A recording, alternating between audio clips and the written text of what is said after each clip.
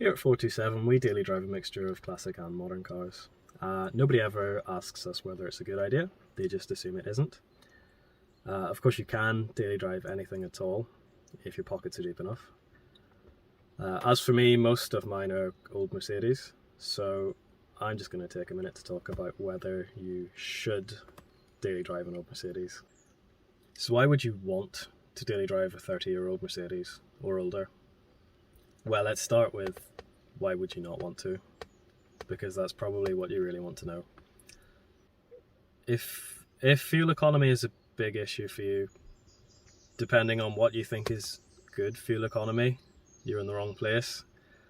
So let's take the classic Mercedes. Let's take the W124s and the 190s.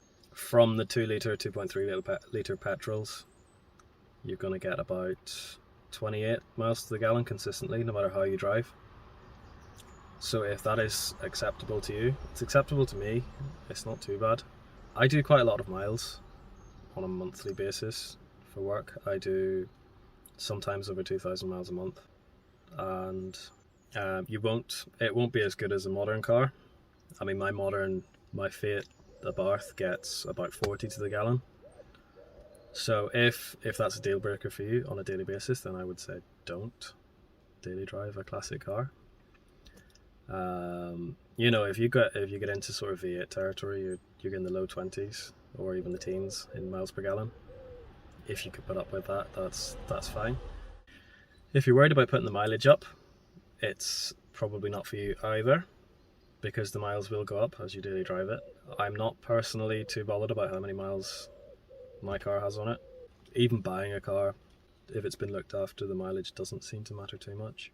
You need to consider what sort of climate you're in. If you're living in Arizona, where it's dry all year round and your car's not going to rot. Here in Ireland, they throw salt onto the roads in November, December, January. It's not that these cars rot any faster than a modern car, it's that they've had 30 years head start. If you do decide to drive your car in the winter here, you've got the problem of ice on the road. All these old Mercedes are rear-wheel drive, so it can be a little bit difficult, especially if you've not done that before. So it is possible that you'll write it off in the winter because it was too icy, or that it'll rot itself to death with all the salt on the roads.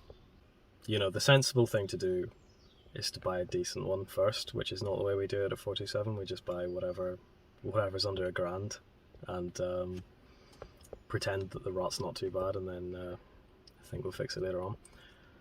So if you're being sensible, do as I say, not as I do. You would buy a decent one, underseal it as much as you can. Then you probably would be safe enough to drive in the winter if you're careful. Just always remember to wash. Give it a good wash underneath maybe every month or so. Get it properly MOT washed. Now, if you can keep it from dissolving before your very eyes, then we'll move on to mechanical reliability. You will have heard probably that these cars are bulletproof, and that mostly is true.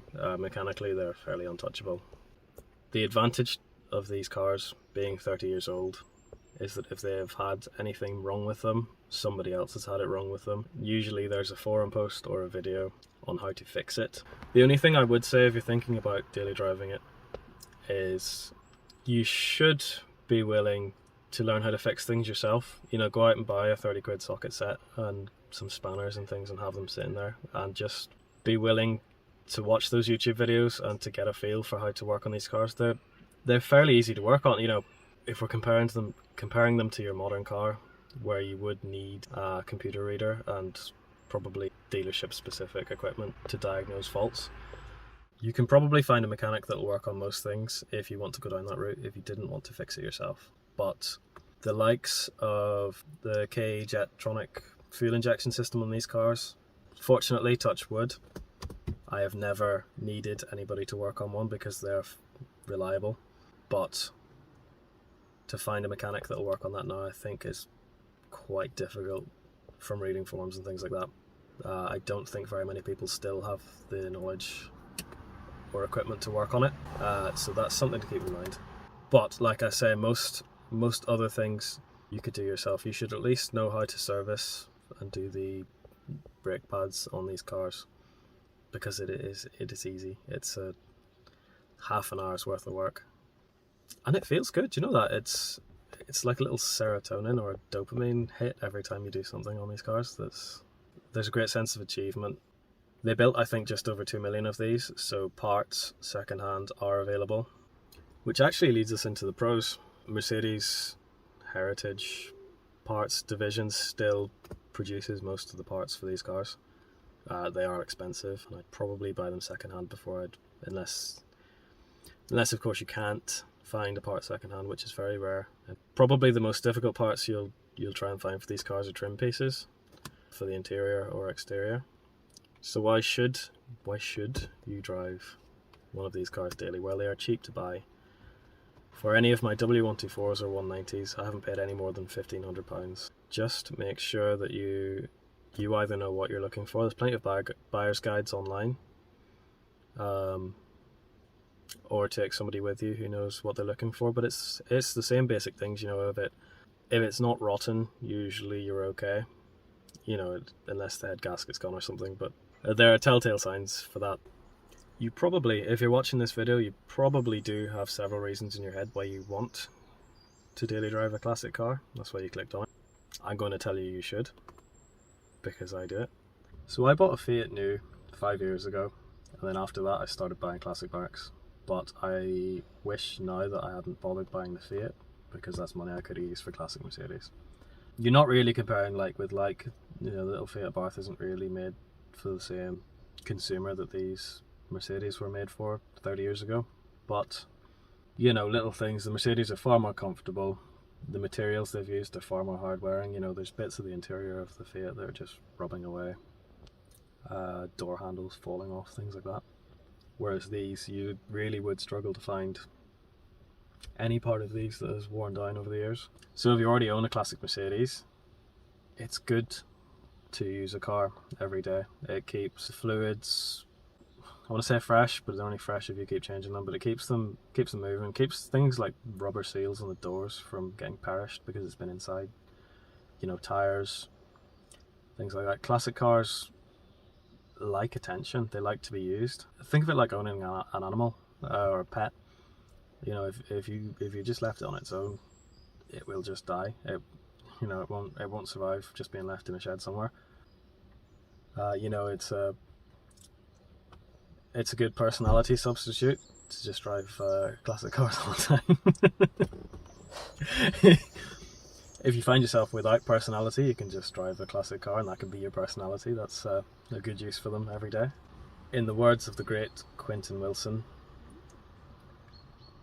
you don't drive these cars, you wear them. These cars weren't built to be garage queens. They were built to be driven, so you might as well drive them. You might as well enjoy them if you have them. I was going to title this video, "Should you drive a classic car?" But then I realised I can't really speak for other brands. I can only speak for what I've seen. So I didn't want to start talking about anything I didn't know about.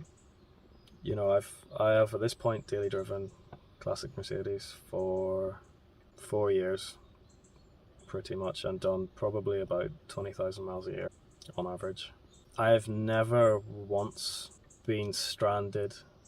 Well, that's not true actually. I knocked the sump out of one of the 124s, but that was my fault. But as for mechanical failure, I've never once been stranded at the side of the road and had to be recovered.